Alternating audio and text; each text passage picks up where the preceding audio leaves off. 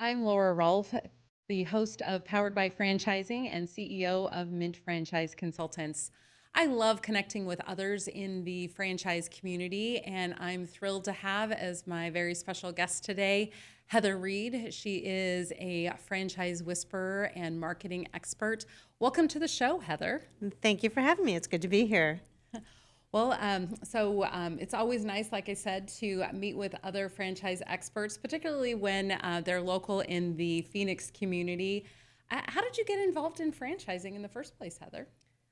So I started franchise marketing 13 years ago, and I was with Pump It Up. Remember the expensive birthday parties for children? Actually, yes, think my daughter went to a few birthday parties at Pump It Up many Right. moons ago. So I started out as a local store marketing professional in with Pump It Up, and then expanded to Bounce You, and then was promoted to national marketing director.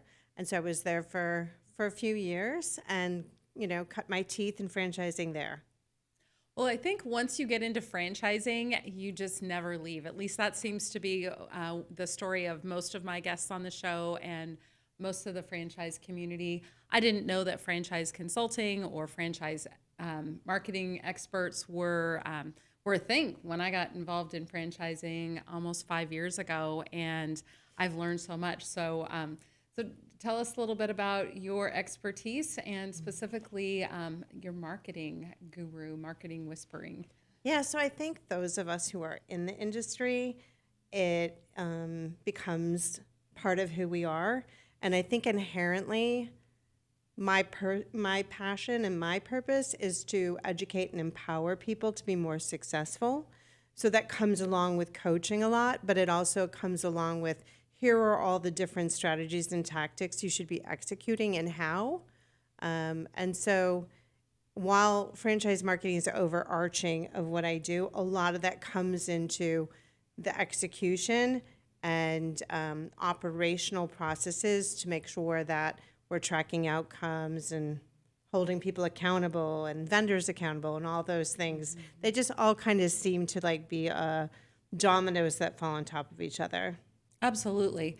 Well, and I think, marketing, a lot of franchisees, when they're looking at different franchise business opportunities for themselves, some are great at the sales and marketing because of their background, but a lot of people rely on the franchisor who is, they really are the experts in the marketing for that particular brand. And we've seen a lot of evolution in marketing. And it also depends upon the industry. So what are some of the insights that you'd like to share with our listeners about marketing and the changes you've seen in franchising? Sure. I mean, with the birth of terrestrial radio and podcast and thought leadership, everyone can be an influencer in their space. So I think digital marketing is kind of that black box that a lot of franchisees don't know. It's been my experience that I'm going to just ballpark it and say, let's just say 90% of of franchisees come from a previous experience in operations, sales, management, accounting, but perhaps do not have intimate experience managing any form of marketing. And so they're really flying blind and are leaning on the franchisors to provide them that level of expertise and education so that they can do the things and execute properly to do the things they need to do to grow their business. Yeah, so you have created the 10 no-cost strategies to successful marketing. What are those? We can kind of dive into those in a little bit greater detail today. So there's a lot of things, I think, but let's dive into it. So I would say one of them that is if you're a franchisee, you're going to be like nodding your head to this because the ability to hold people accountable. And so when you think about the different people on your team and what they're responsible for doing, it's been my experience that franchisees do not have regular accountability meetings and do not once they don't even have the meetings, so they're not holding their employees accountable. And it's kind of like you've got this wild beast that you can't tame because you're pulled in so many directions. Yeah, so in talking with a lot of the larger friend dev groups, I think they really provide a lot of the framework and foundation for marketing strategies for franchisees. And it's a roadmap, and it's always great to have that roadmap to be able to follow along steps. But who are you implementing, or who are you having implement those different strategies? If it's Facebook ads, having a good understanding, is that the franchisor's responsibility or the franchisee and a member of their team's responsibility to monitor and manage the content on the different social media platforms, or asking for those references or referrals. Yeah. What are some of the other strategies that you recommend, Heather? Nothing's better than a free lead. Yes. Nothing's better than a free lead. And, Google's king. We all know Google's king. Yes. So there's a lot of things you can be doing. I mean, just the basics. I was just evaluating a franchise system yesterday, a newer kind of startup, and I was really blown away that they had 300 5-star reviews. But so as a franchisee, if you're listening, are you consistently securing at least 2, if not 3 franchise, 5-star reviews per month? So 2 to 3 should be your minimum goal, and making sure that you're responding to them. And if there's a negative review, that you're responding to it, or even flagging it with Google to have it taken down. And then your Google listing page is a very powerful opportunity to drive more organic traffic to your website. And the same post that you're putting on Facebook and Instagram or LinkedIn is the same post you put on Google. So it's not like you're having to create more work, but Google's going to be the one who's going to determine your equity amongst your peer set of competitors. And so to me, if I was a franchisee, I'm going to be so greedy. Like, I want all that market share, and I sure as heck don't want my number one competitor getting it. So I want you to I'm going to challenge you as a listener to go look at your competitors' Google reviews and be like, okay, they have 100, I'm going to have 200. And then develop a plan to execute accordingly so that you can smash them. Yeah, I think that's great advice for any small business owner. I've tried implementing that myself and leaning into what franchisors are teaching and training their franchisees to do. And so I think I have half a dozen Google reviews, but it's a good reminder that could I reach out, and do I have 2 or 3 people who could give me a Google review every single month? Absolutely. But the key is I need to ask for it, and then I need to remind those people that I asked that they said yes, that they were going to write that Google review for me. Mm-hmm. And then maybe sometimes to give them an example or two of what others might have written about my business. So you can do that as a franchisee and really build your audience. Yeah. Because SEO is always changing, and that you have that credibility, like you said, Heather, with 200 or 300 Google reviews. I mean, 30, 50, those are great numbers. So don't feel intimidated by 100 or 200, but know that it's like putting in the reps at the gym. It's the same thing, right? Mm-hmm. And so, you need those to drive that organic traffic, because Google's going to say, oh, you're a top contender. When somebody's searching for your services or your products, you're going to become more relevant to that search, the way they're searching for you, because of the things, the reviews and the content that you're continually putting on your Google business profile. So we have accountability, we have the Google reviews. What are some of your other no-cost tips for marketing for franchisees? All right, this is a fun one, so it's kind of a quiz for you. Okay. I'm putting you on the spot. So, what percentage of organizations in the United States do you think has a shared vision of success? Oh, probably not very big, because usually the leader forgets to share the vision with their employees. That goes back to the accountability. So if I were to come up with a number, 25%? Oh my gosh, you're so close. It's 27. Oh, good. And that's according to the Harvard Business Review. Okay. So only 27% of companies have a shared vision of success amongst their peers. And this is going to happen on the franchisor side and the franchisee side. So when you are saying, hey, Laura, how are things going? Do I know specifically in the sales space what my goals are? We need to, this month we need to have 15 new clients, and we need to retain 100% of our clients, whatever those measurables are. And so when we talked about holding our employees accountable for what? What is the shared vision of success? And so I don't care if it's the janitor, the receptionist, the intern. Everyone needs to have a shared vision of success so that we're all rowing in the same direction. Absolutely. And I know a lot of home service brands who they run contests. So if you get X number of referrals, or if your customer does a Google review, then you're put into an incentive program for a free lunch or recognition for that month or that quarter. But that all feeds into that shared vision of success of what are those accountability numbers, and how do we all drive towards those to build a bigger business? Right, exactly.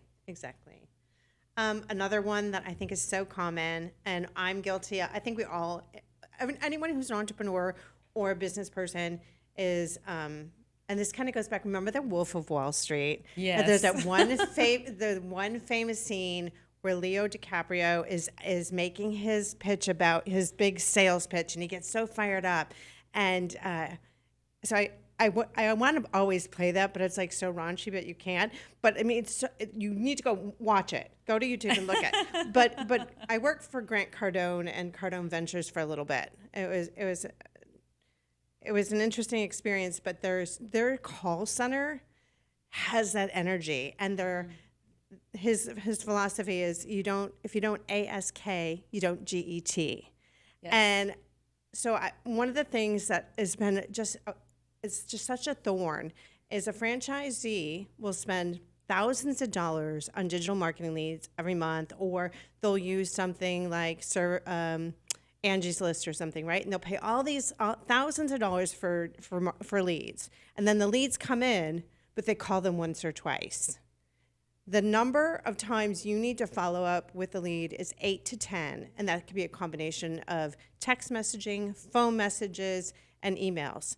They reached out to you for your service or product because they need it, and they're either going to use you or the other guy who's actually going to call them. So, don't sleep on the cadence or feel you're bothering somebody. Mm-hmm. They called you or they filled out a form fill because they need what you have to offer. Well, and I think speed to lead is also important, and picking up the phone. Before I became a franchise consultant, I was looking at senior care businesses, and I did some secret shopping on my own and called multiple senior care franchises. And in some instances, I got a call center and was told I would get a call back within 24 hours. If I needed an immediate need or I needed an immediate connection with somebody, I would have to wait 24 hours. Some people never called me back.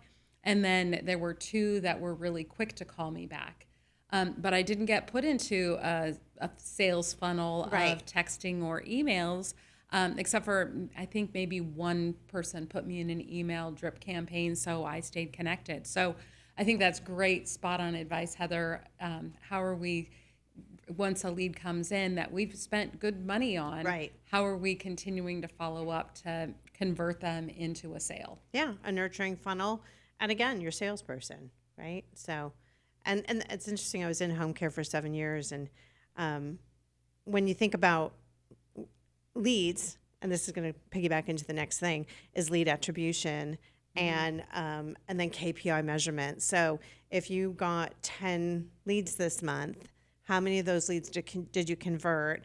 What was the value of that client? And then extract that out over a longer period of time of lifetime value of that client.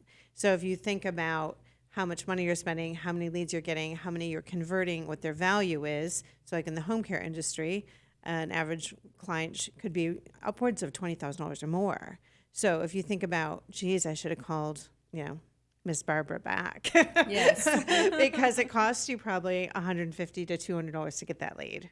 Yes. Right. And you're right, speed to lead. And a lot of franchisors now have so much transparency in what they're doing. And we had call tracking methods. So I could go and listen to leads that were coming in and how a franchisee listened to them. And there was literally times where I just was like nails on a chalkboard, where I could hear, well, we're too busy, but let me give you our competitor's number. Oh my gosh, I would lose. Really? Yes. And I don't think that's like an anomaly. I feel like if people, again, what is our shared vision of success and employee accountability? If those T's were in place, that person would never say that again. Now, of course, when we identified that the franchisee had a serious coaching call with that person, I think she was removed from the phones and then retrained again and then put back on with monitoring. And that's a great thing about call tracking and recording calls, is those are coaching opportunities and accountability. You can see where the leads are coming from and then understand where is our lead attribution working and where is money that we're spending that's not working and should be reallocated. Yeah, I was at visiting with a franchise system last week, and they have a call center that some of the call center employees are specific to a particular brand, and then others will oversee multiple brands, but they're very, very specific in how they answer the phone, how quickly they answer the phone, because whatever you measure is what you're going to be able to achieve and see those results. If you don't measure something, speed to lead, how many leads are you converting, like you were saying, then nobody can share in that same vision and adapt and change those results. And their franchisees love this call center because they're getting appointments booked on their calendars, and they're getting conversions, and they're leading to sales and profitability for each of the franchisees, and thereby the franchisor system as well. So you just brought another one up, which is we cannot grow what we do not measure. Yes. And so I do have an ultimate KPI tracker that I've created. If anybody wants it, message Laura, I'll give it to you, and you can use it. It's fantastic. And again, if we're talking about KPIs and employee accountability and the franchisee, it really creates a lot of transparency. And again, numbers are in every week. We're monitoring things week over week, month over month, and being able to see trends and adjust accordingly. What are the most important KPIs to pay attention to? Oh my gosh, great question. I mean, that's a long run-on sentence. Well, we can break it down a little bit, Heather, we'll break it down. We'll break it down a few things. So let's just talk about website first, and I'll just give you some really good ones. Time spent on page, which, if you're engaging in your website, if you have the right person coming to the right website, you should have a good time spent on page, and that's going to vary based on the complexity of the offering you have. And then bounce rate. So how many people come to your website but leave right away? And so that's a really bad indication. I would say the number of organic keywords that are driving traffic to your website is really important. And then referral source traffic. Is your social media driving traffic? Is it a YouTube video? Is it a blog content strategy? Is it Google reviews? So the website referral traffic is really going to be a good indicator of where you're doing well and then opportunities where you can grow. Digital marketing related, I think you want to look at your number of leads, the cost per lead, your CTR, which is your click-through rate, and then also your conversion rates of leads. So those would be the big ones. Yeah, because you can really, by analyzing your leads, you can look at, am I placing the right ad in the right place at the right time? So for me, as a franchise consultant, I've done some Facebook marketing ads before, and some of them are really effective and I generate a lot of traffic. Others are not. And so working with a marketing person who is the expert in helping me analyze, am I in the right markets? Am I at the right time? So, a lot of the people, my audience isn't clicking through during the work week. They're more clicking through on the weekends or in the evenings. So can I be more strategic and targeting during my placement to get more bang for my buck? I had a franchisee that reached out to me one time, and he was so excited because his Facebook ad reached like 20,000 people. And I was like, oh my gosh, that's so great. And I went and looked, and I'm like, okay, you service Mesa, but your ad went to the entire United States. So, so make sure. So fantastic. Super happy for you, but that didn't serve you well. So I think as a franchisee, either have someone at the franchisor marketing team help you, hire a professional vendor to do that for you. But I mean, that takes us into another conversation. It's back to really to the first topic, which was franchisees don't have a lot, traditionally speaking, don't have a lot of marketing chops. And I talked about employee accountability, but vendor accountability and vendor negotiations is paramount. I've had some franchisees get stuck in some really long-term expensive, like one gal, she got stuck in this agreement with a directory listing company, which was very pricey. And we had already offered it to our entire system and had her set up on one. And thank God I was able to negotiate and get her out of that agreement. But you should never sign anything without consulting with your franchisor first, and make sure. My number one thing, like at the end of the day, if they take one thing away today, is have an exit strategy in everything you do.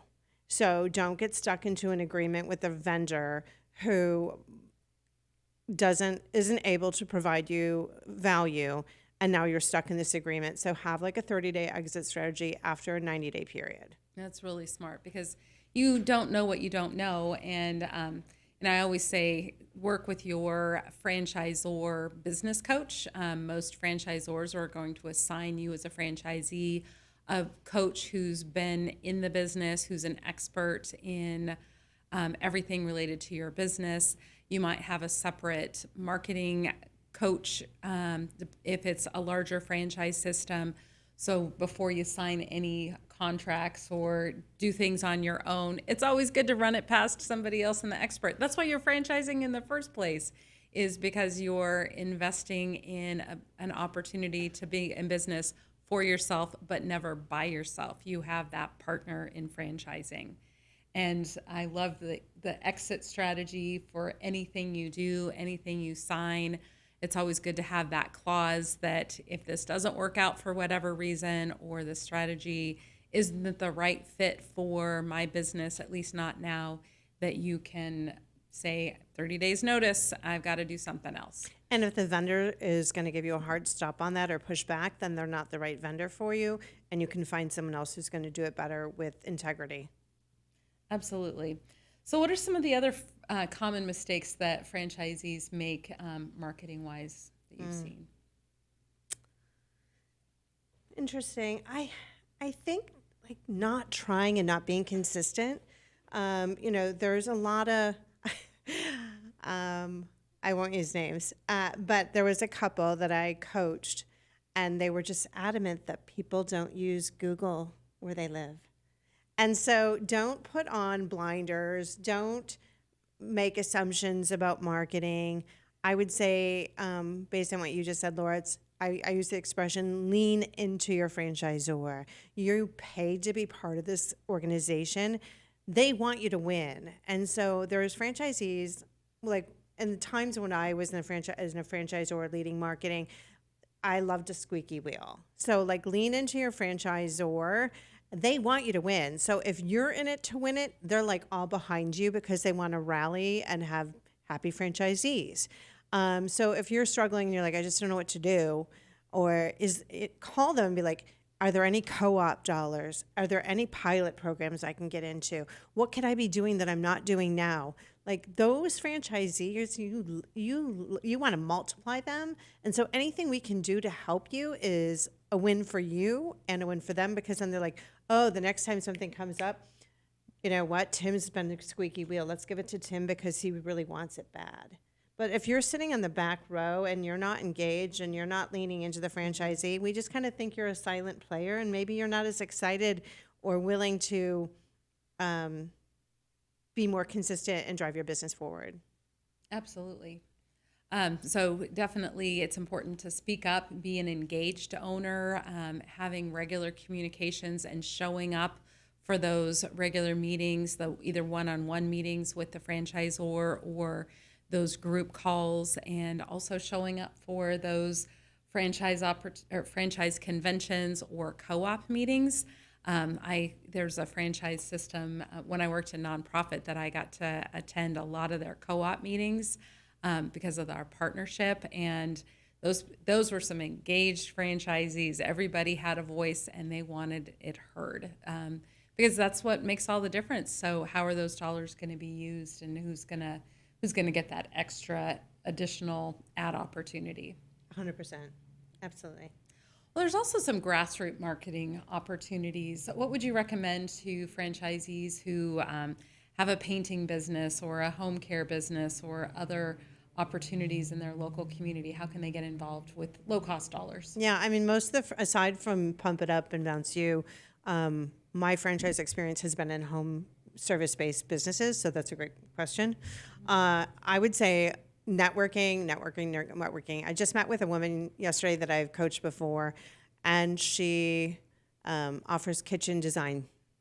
And she not only goes to like 5 to 6 networking events per week, she also opens up her showroom to have networking events and community events in her showroom. So because you're just like basically opening your thing and be like, have the party at my place. Obviously, home and garden shows are really great. They're a little bit more expensive, but they are fantastic. And while you're at those home and garden shows, go network with the B2B people there, the other people who are showcasing, because you guys can be networking and referring business back and forth. There was a little loophole that I found, which I thought was really cool, because we always are looking at the profitability. And you go to a home and garden show, you might be in it for a couple grand, right? So maybe the first job that you get from the show pays for the show. But if I could go and do a farmer's market for $150, you set up at 5 a.m., you're out by 1, it's a 1-day commitment, and you get 1 or 2 jobs from that. It's amazing. And you're going to stand out because it's like normally it's the lady with the honey or the jewelry. And then here you are with garage floor recovering or whatever it might be. And I've had a lot of franchisees successfully execute on the farmer's market and be the standout. And a lot of times at those markets, it's either maybe a couple women coming together or a couple. And then they're like, oh, we were meaning to overdo our kitchen or redo our kitchen or whatever. And so those are some things, but networking above all. Yes, absolutely. And I love the opportunity too to be referral partners. You can offer an incentive for your referral partners. If somebody refers somebody to your business and you close a deal, then you can give them a kickback of some sort or send them a gift card, just acknowledging that, and they're going to be amazed and blown away and come back and refer more people. I've seen a lot of success in franchisees with that. Absolutely. And even I kind of love the idea of being like the host, like I said about the one gal, but being the host and be like, I'm starting a networking group. We're going to meet once a month. We're going to do it virtually. We'll do it this way. But then you kind of dictate, like you're kind of like, hey, I'm the one who's connecting everybody to everybody, so they feel a little bit more loyal to you. And you're driving the bus. You're not just on the bus, you're driving it. So I like that idea. And it's a kind of a big play move, but it does pay off. Absolutely. I know. What better way to showcase your business than to invite everybody to your party at your business? Right. I do see some franchisees who get a little bit too involved in networking, though, attending 5 or 6 a week. Gosh, I would not have any time to do anything else in my business if I were meeting with people that often. Well, and here's the thing. There is a point where you can delegate, right? Mm-hmm. I had a gentleman brag to me, and he said, and it backfired because of execution. Mm-hmm. He said, I'm the only franchisee in the system that has 2 people. I said, wow, that's fantastic. Tell me more.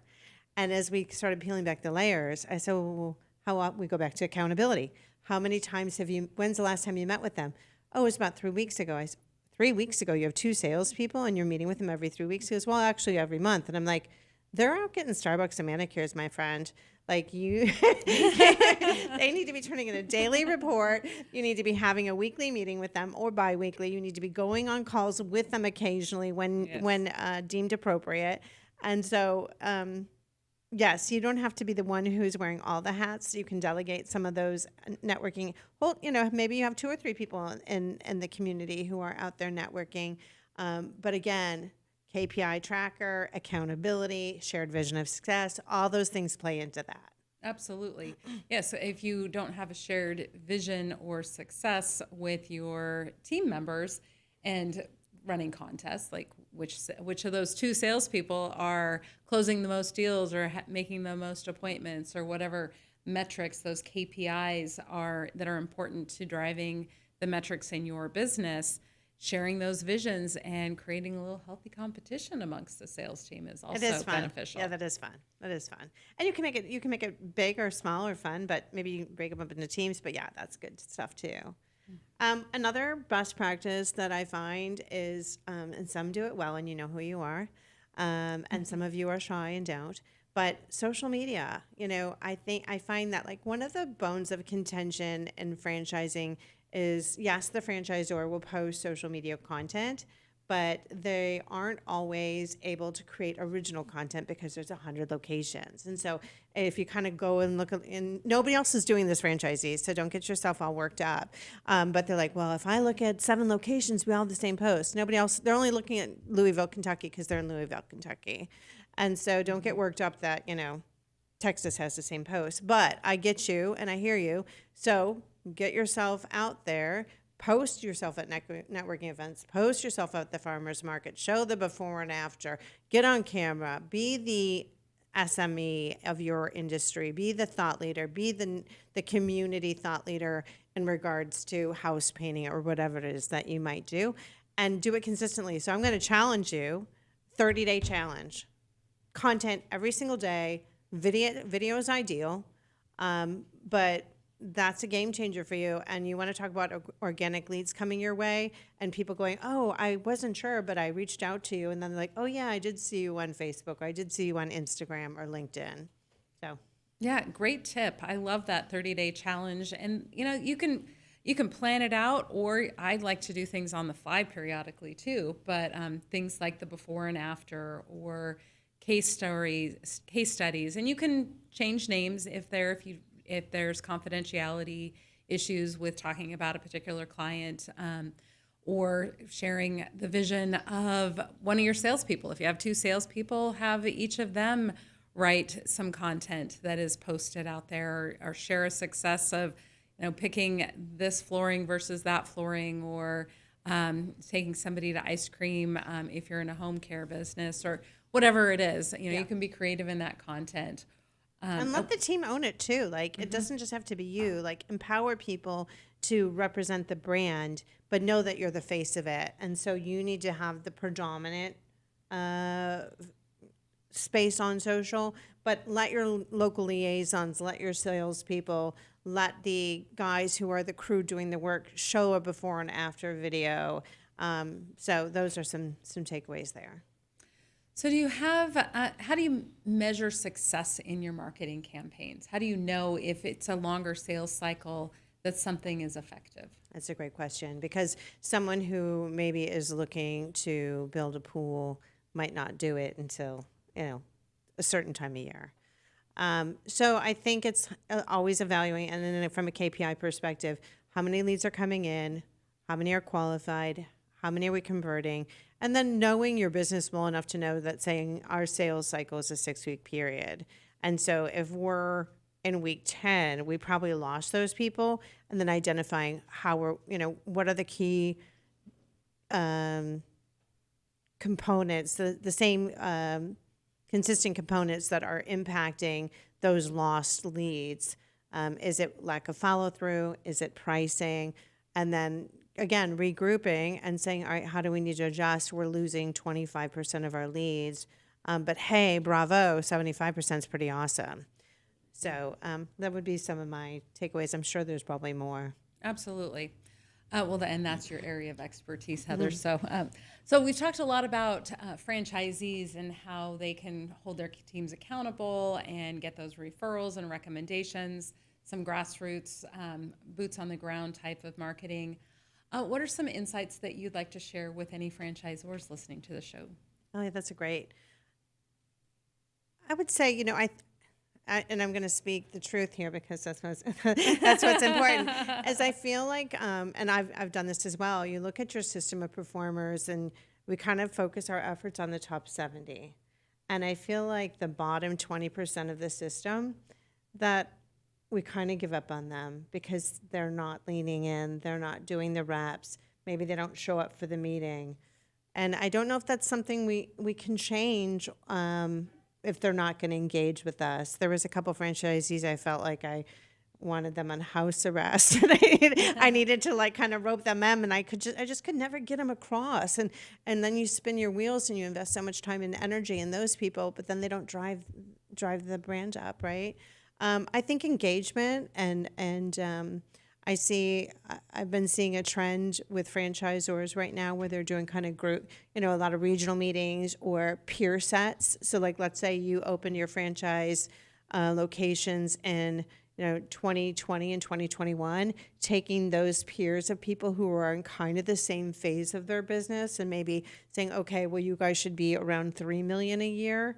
And so maybe those folks aren't, or maybe they are. But then you're working with some people who have a lot of common denominators. We've been in business 3 years. We're all about the same place. We want to break through to the next level of revenue. So we're all driving towards the same thing and probably experiencing the same challenges.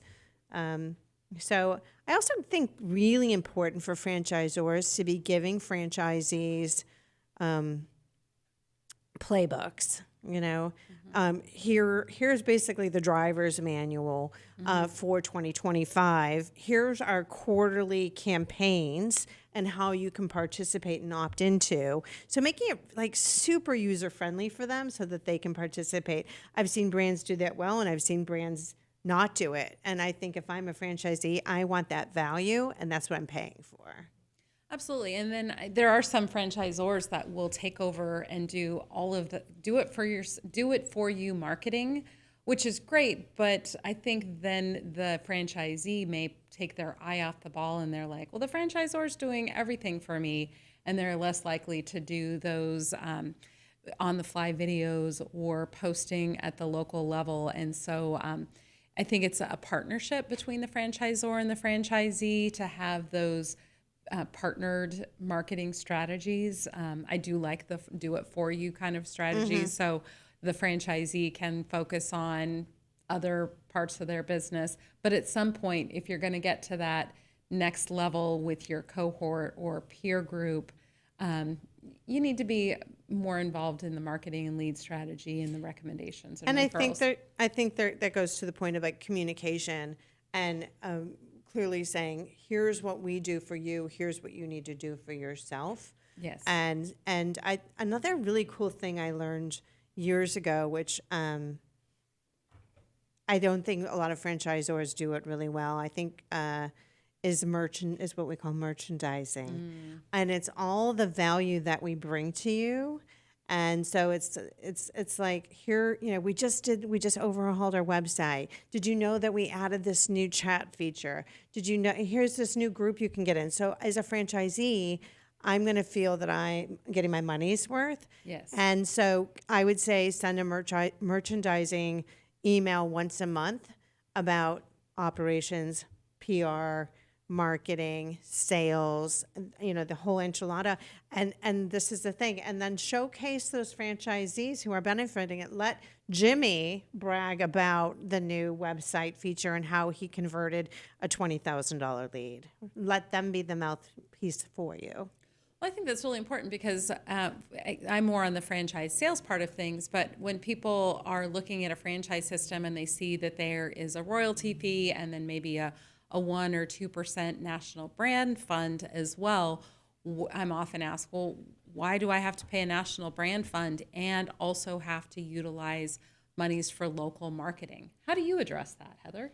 And that's kind of what I was just talking about, right? So, and part of the reason we started merchandising was because people were complaining, well, I pay $5,000 a year based on those fees. Well, let me tell you, there's a massive tax deck that goes with that. We just did a complete rebrand. We got website.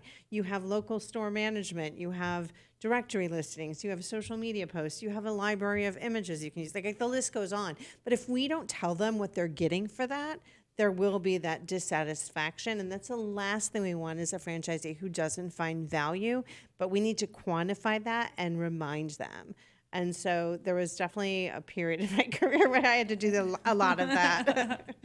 Yes, well, that helps your Net Promoter Score with your franchisees as well as with the franchise system and in the community. So definitely those other metrics that you pay attention to.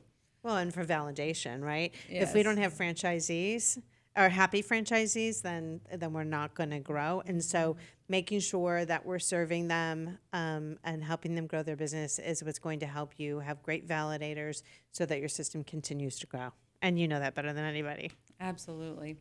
So are there any trends or any things, any words that you see that you want to share with our listeners for 2025 and beyond? AI and automations and lead attribution. So I'm super hyped and I'm all into AI right now because I've been taking a class at the University of Arizona. So I'm knee deep in it every day. But it's been groundbreaking. And this, you probably have ChatGPT too, and you use it occasionally. I just plugged in a new app to my meetings yesterday called Briefly, and it documents the entire meeting and then allows me to easily use the platform to send a follow-up email outlining our conversation and next steps. And instead of me taking 45 minutes to do that, it takes me 5. Very cool. So, I built an entire marketing program in about 8 hours, which would usually take me 2 to 3 months, So I would say start dabbling with AI. There's design programs, there's chat bots, there's so many applications. And I would think as a franchisor, having someone specific to AI and AI integration and automating some of these processes and saving your valuable employees' times and becoming more efficient is number one priority this year. I love it. So I use AI for a lot of written things, but I think AI has so much more capabilities from doing algorithms and Excel spreadsheets, which I don't do, but some of our franchisees might. But also, and it does do that for you too. To chat bots. So if somebody's communicating, has questions on a website, AI can answer a lot of those questions. You start feeding your AI system for your business certain questions and responses, and AI is so smart, it learns. So, and they just did an update last week, which is super exciting because the update allows it to be your personal assistant. So now this is my new prompt for last week. So if you saw my LinkedIn post yesterday, it was the top 3 good news stories in franchising for this month. And I said, so send me the headlines. Who are the 3 movers and shakers that are experiencing growth, and then convert it into a LinkedIn post. Shut up. Love it. I know. But then, of course, now you need to go in as a human and make it your own and your own brand voice. So, don't just copy and paste. I saw a post remove the quotes when you're doing this because we all know it's ChatGPT. We're all using ChatGPT. Yes. Just it's an assistant to you. It's a support. It's not a copy and a paste. Yes. Yeah. And I think some people do copy and paste it and forget. 100%. And I've gotten in a hurry and I've seen some typos and go, oh no. And ask it to spell check it for you too, so you Okay. can spell check. I'll make sure the spelling's correct because sometimes it doesn't spell properly. But yeah, I think AI is as I'm talking to different brands and franchisors. AI is playing the key role. A lot of automations, right? We need to take a lot of the heavy lifting that humans do that allow for a lot more error and build those automations. And so, you talked about email nurturing or lead nurturing, that we're automating that process. So we set it up, we know who our personas are, and we take them through the customer journey and then refine once in a while, but then it's done. And we're not manually doing these repetitive things that don't need to be done repetitively. Yeah, because in most businesses, you do the same thing and it's not rocket science. It's not like you have to adapt and change on the fly all the time. So Yeah. if you can lean into AI to create those operations, outlines the next steps or marketing strategy, put marketing strategy into your AI. I've done that before. I need some new content for my Mint Monday newsletter. And so it'll spit out 30 different contents. Which ones would you like to elaborate on? And I'm like, oh my goodness, it's content for the whole year. But I have to narrow down to what's I feel is most important to my readers for Mint Mondays. Right. So what are you most excited about in the future of franchising? There's a lot of cool emerging industries and seeing some of these new brands that are popping up. I feel like the longevity space is interesting, and that seems to be trending. And and sports seems to be popping up as well. I've never worked with a food brand or a restaurant or in that space, but there's some new things cropping up there that I think are fun too. Yes. So good stuff. Yeah, I like some of the new quick service restaurants, the ones that want to be the next Chipotle on every corner, or fresh brands, or those breakfast and lunch concepts are kind of cool. There's a lot, and I love a brand that has a real mission. Like they're not just like, oh, we want to be the next Chipotle. It's like, we want to feed 1 million Americans healthy food, or we want to create an experience of X because of Y. So brands that have mission are going to really always win, as opposed to somebody who's just making a good taco. Yeah, cause marketing definitely can be a differentiator in the space. If consumers are looking at two side-by-side brands, anyone that is giving back to the local community, making an impact on others, that's the one that's going to win every time. Yeah, absolutely. And I love that. And that allows for great activation on a local level and a national level, but allows for great PR headlines and social media content as well. And then from a franchise development perspective, if it's like for a veteran or what children's cause or anything of that nature, we can pull at those heartstrings and do it authentically because we believe in it. Those are the kind of people that add positively to a system. Well, Heather, it's been absolutely delightful having you on the Powered by Franchising podcast today, sharing your insights and wisdom in the area of marketing, franchise development, and from both the franchisee and franchisor perspective. Thank you for having me. I had a blast. Thank you guys for listening. I love it. Great job. And if any of our listeners are interested in chatting with Heather and learning more about her marketing expertise and want to delve deeper into the 10 no-cost strategies to scale and grow profitability, please reach out to me. I'm happy to connect you with Heather. Thanks for tuning in to Powered by Franchising.